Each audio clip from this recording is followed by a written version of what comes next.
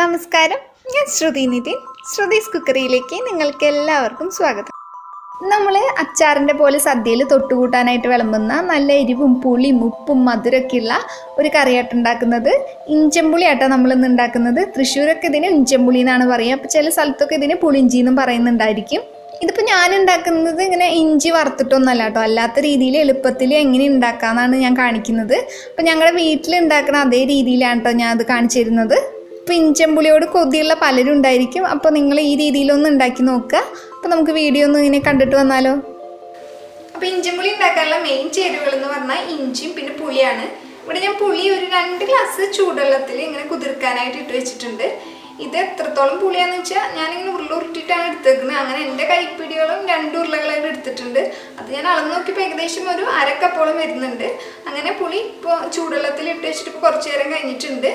ഇപ്പോൾ ഇതേ തൊട്ട് നോക്കുമ്പോൾ നല്ല ചൂടാറിയിട്ടുണ്ട്, വെള്ളമൊക്കെ തണുത്തിരിക്കുകയാണ്. ഇനി നമുക്കിത് നന്നായിട്ടൊന്ന് ഇങ്ങനെ ഈ വെള്ളത്തിൽ ഇങ്ങനെ ഇതിൻ്റെ എല്ലാ സത്തും കിട്ടുന്ന രീതിയിലൊന്ന് ഇത് ഈ വെള്ളത്തിൽ ഒന്ന് അലിയിപ്പിച്ചെടുക്കണം. നന്നായി പുളി ഇങ്ങനെ പിഴിഞ്ഞെടുക്കണം. എന്നിട്ട് നമുക്ക് ഈ പുളിയിൽ ഈ കൊറ്റം വേണ്ട, ഈ വെള്ളം മാത്രം നമ്മൾ ഇഞ്ചമ്പുളി ഉണ്ടാക്കാൻ വയ്ക്കുന്ന പാത്രത്തിലേക്ക് ഒന്ന് ഒഴിച്ചു കൊടുക്കാം. നിങ്ങൾക്ക് വേണമെങ്കിൽ അരിച്ചിട്ട് ഒഴിക്കാം കേട്ടോ. ഇത് ഇതിൽ വിടാൻ പാടില്ല, ഇതിങ്ങനെ മാറ്റി വെക്കണം നമ്മൾ. ഇനി പുളിയുടെ ബാക്കിയുള്ള സത്തും കൂടി കിട്ടാനായിട്ട് നമുക്ക് ഒരു 2 ഗ്ലാസും കൂടി വെള്ളം ഒഴിച്ചിട്ട് നന്നായി ഒന്ന് വീണ്ടും പിഴിഞ്ഞെടുക്കാം കേട്ടോ. അവസാനമായിട്ട് 1 ഗ്ലാസ് വെള്ളം കൂടി ഒഴിച്ചിട്ട് ഒന്ന് പിഴിഞ്ഞെടുക്കാം. ഇത്രയും വെള്ളം ഒഴിക്കുന്നത് എന്തിനാന്ന് വെച്ചാൽ ഇത്രയും വെള്ളത്തിൽ ഇടുന്നിട്ട് പുളി ഇങ്ങനെ വെന്ത് വരുമ്പോഴാണ് അത്ര ഇഞ്ചമ്പുളിക്ക് നല്ല ടേസ്റ്റ് ഉണ്ടാവുക. ഇതെനിക്ക് അമ്മ പറഞ്ഞു തന്നാ കേട്ടോ, ഇത് എൻ്റെ റെസിപ്പി അല്ല, എൻ്റെ അമ്മയുടെ റെസിപ്പിയാണ്. പിന്നെ പുളി കഴിഞ്ഞാൽ പേരിൽ തന്നെയുള്ള പോലെ ഇഞ്ചിയാണ് നമ്മൾ ചേർക്കേണ്ടത്. അപ്പോൾ ഇഞ്ചി ഞാനിവിടെ ഒരു 6 ടേബിൾ സ്പൂൺ എടുത്ത് വെച്ചിട്ടുണ്ട്. ഇതുപോലെ ചെറുതായിട്ട് ഗ്രേറ്റ് ചെയ്ത് വെച്ച് നോക്കാണ്, അല്ലെങ്കിൽ നിങ്ങൾ ചെറിയ കഷ്ണങ്ങളായിട്ട് അരിഞ്ഞെടുത്താലും മതി കേട്ടോ. അത് ചേർത്ത് കൊടുക്കുന്നുണ്ട്. പിന്നെ ഒരു 7 പച്ചമുളകും ഇങ്ങനെ വട്ടത്തിൽ അരിഞ്ഞ് വെച്ചിട്ടുണ്ട്, അതും കൂടി ചേർത്ത് കൊടുക്കാണ്. പിന്നെ കുറച്ച് ഇഞ്ചി ഞാൻ മാറ്റി വെച്ചിട്ടുണ്ട്, അത് ഞാൻ അവസാനം പറയാം എന്തിനാണ്. ഇനി ഇതിലോട്ട് ഒരു 1/2 ടീസ്പൂൺ മുളക് പൊടി ഇട്ട് കൊടുക്കുന്നുണ്ട്, 1/2 ടീസ്പൂൺ മഞ്ഞൾപ്പൊടിയും കൂടി, കുറച്ച് ഉപ്പിട്ട് കൊടുക്കാം. ഞാനിപ്പോൾ ഒരു 2 ടേബിൾ സ്പൂൺ ഉപ്പിട്ടിട്ടുണ്ട്. ഇനി കുറച്ച് വേപ്പിലയും കൂടി ഒന്ന് തിരുമ്മിയിട്ടിട്ട് കൊടുക്കാം. ഒരു 3-4 തണ്ട് ഇട്ടാൽ മതി. ഇത് നിങ്ങൾക്ക് നല്ല ഇഷ്ടമാണെന്ന് വെച്ചാൽ കുറച്ചധികം കേട്ടോ. ഇനി നമുക്ക് നന്നായിട്ട് ഇതൊന്ന് വറ്റിച്ചെടുക്കണം. ഇഞ്ചമ്പുളി വയ്ക്കാനായിട്ട് എളുപ്പം എന്നൊക്കെ തന്നെയാണ്, പക്ഷേ ഈ പുളി വറ്റിച്ചെടുക്കുന്ന സമയം മാത്രം ഇതിൽ കുറച്ചധികം ഒന്നും വേണ്ടോ, അല്ലാതെ ഇത് പെട്ടെന്ന് നമുക്ക് ഉണ്ടാക്കിയെടുക്കാം. ഇപ്പം ഞാനിത് ഹൈ ഫ്ലെയിമിലാണ് വെച്ചിരിക്കുന്നത്. അപ്പം നമുക്ക് തിളയ്ക്കുന്നത് ഹൈ ഫ്ലെയിമിൽ വെക്കാം. നന്നായി തിളയ്ക്കാൻ തുടങ്ങുമ്പോൾ നമുക്ക് ലോ ഫ്ലെയിമിലേക്ക് ആക്കാം, അല്ലെങ്കിൽ പെട്ടെന്ന് ചിലപ്പോൾ തിളച്ചിട്ട് പുറത്തേക്കൊക്കെ പോവും. ഇപ്പം ഇതൊരു 8-9 മിനിറ്റ് ഒക്കെ കഴിഞ്ഞപ്പോൾ ഇതിങ്ങനെ നന്നായിട്ട് തിളയ്ക്കാൻ തുടങ്ങിയിട്ടുണ്ട് കേട്ടോ. അപ്പം ഇതിങ്ങനെ തിളപ്പിക്കാനിട്ട് മാറ്റി വരുന്ന സമയം നമുക്ക് വേറെ എന്തെങ്കിലും പണികൾ ചെയ്യാം. അപ്പോൾ ഹൈ ഫ്ലെയിമിൽ ഇട്ടിട്ട് പോകരുത്, ഒരു മീഡിയം ഫ്ലെയിമിലോ അല്ലെങ്കിൽ ഒരു ലോ ഫ്ലെയിമിലോ ഇട്ടിട്ട് പോവുകയാണെങ്കിൽ നമുക്ക് വേറെ എന്തെങ്കിലും പണികൾ ആ സമയത്ത് ചെയ്യാം. അപ്പം നമ്മളിത് മീഡിയം ഫ്ലെയിമിലായിട്ടാണ് വെച്ചിരിക്കുന്നത്. അപ്പം ഞാൻ നേരത്തെ പറഞ്ഞില്ലേ, നമ്മൾ ഇത്രയും വെള്ളം ഒഴിക്കുന്നത് എന്താണെന്ന് വെച്ച് കഴിഞ്ഞാൽ ഈ വെള്ളത്തിൽ കിടന്ന് പുളി ഇങ്ങനെ വറ്റി വരുമ്പോൾ ഇഞ്ചമ്പുളിക്ക് കൂടുതൽ ടേസ്റ്റ് ഉണ്ടാവും. മാത്രമല്ല പിന്നെ ഇതിൽ വെള്ളമൊക്കെ നന്നായി വറ്റി വരുമ്പോൾ ഇത് കുറേ കാലം കേടാകാതെ ഇങ്ങനെ ഇരുന്നോളും. പിന്നെ നന്നായിട്ട് വറ്റിയിട്ട് കുഴമ്പ് വരുവാവട്ടെ കേട്ടോ.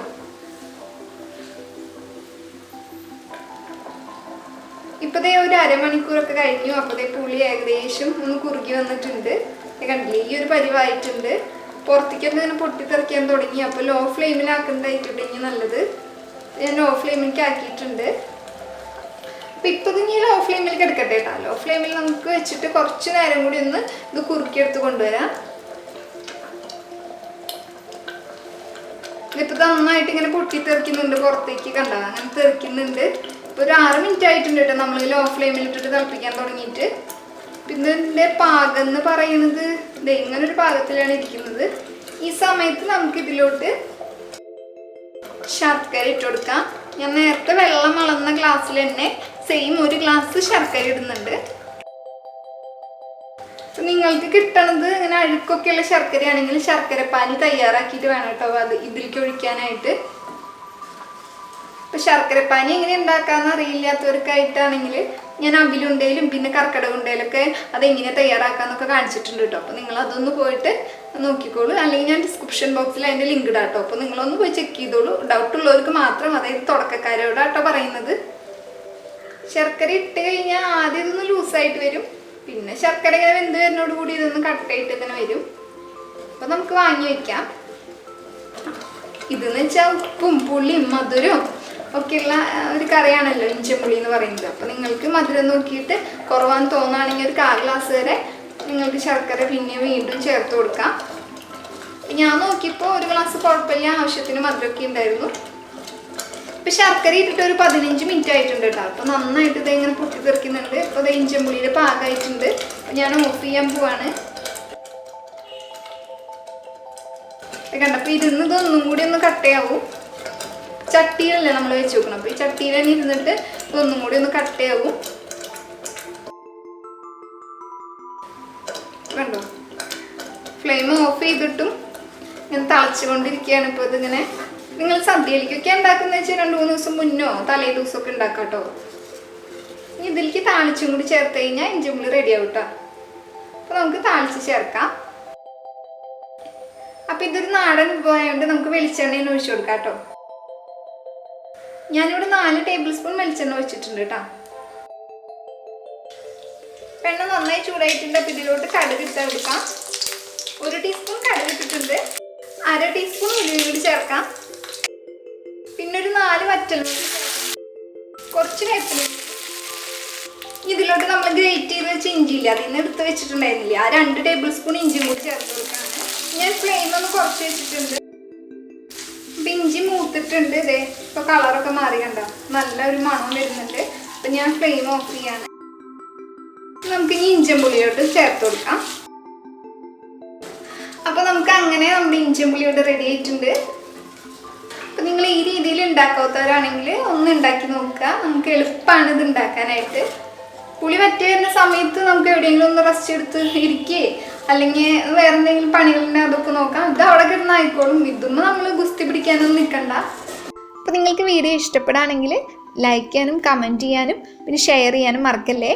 പിന്നെ നിങ്ങൾ ആദ്യമായിട്ടാണ് ഈ ചാനലിൽ ഈ വീഡിയോ കാണുന്നത് വെച്ചാൽ നിങ്ങൾ ഇതുവരെ സബ്സ്ക്രൈബ് ചെയ്തിട്ടില്ലെങ്കിൽ നിങ്ങളുടെ വലതുഭാഗത്ത് കാണുന്ന റെഡ് സബ്സ്ക്രൈബ് ബട്ടണില്ലേ അതൊന്ന് പ്രസ് ചെയ്യണേ. അപ്പോൾ ഒരു ബെല്ലൈക്കൺ കാണാം, അതും കൂടി പ്രസ് ചെയ്യുമ്പോൾ വരുന്ന ഓൾ എന്ന ഓപ്ഷനും കൂടി പ്രസ് ചെയ്താൽ മാത്രമാണ് ഞാനിടുന്ന എല്ലാ വീഡിയോസിൻ്റെയും നോട്ടിഫിക്കേഷൻ നിങ്ങൾക്ക് കിട്ടുള്ളൂ കേട്ടോ. അപ്പോൾ നിങ്ങൾക്ക് ആ നോട്ടിഫിക്കേഷൻ കാണുമ്പോൾ നിങ്ങൾക്ക് ഉപകാരപ്രദമുള്ള വീഡിയോസൊക്കെ ആണെങ്കിൽ നിങ്ങൾക്ക് അത് അപ്പം തന്നെ കാണാനും പറ്റും. അപ്പോൾ നിങ്ങൾ സബ്സ്ക്രൈബ് ചെയ്ത് കഴിഞ്ഞു എന്ന് ഞാൻ വിചാരിക്കുന്നു. വീണ്ടും നല്ല റെസിപ്പികളുമായിട്ട് ഞാൻ വരാം കേട്ടോ. അതുവരെ നിങ്ങളെല്ലാവരും നല്ല ഭക്ഷണമൊക്കെ കഴിച്ചിട്ട് ഹെൽത്തി ആയിട്ട് സന്തോഷമായിട്ടൊക്കെ ഇരിക്കാം കേട്ടോ. അപ്പോൾ വീണ്ടും കാണുന്നവരെ ബൈ.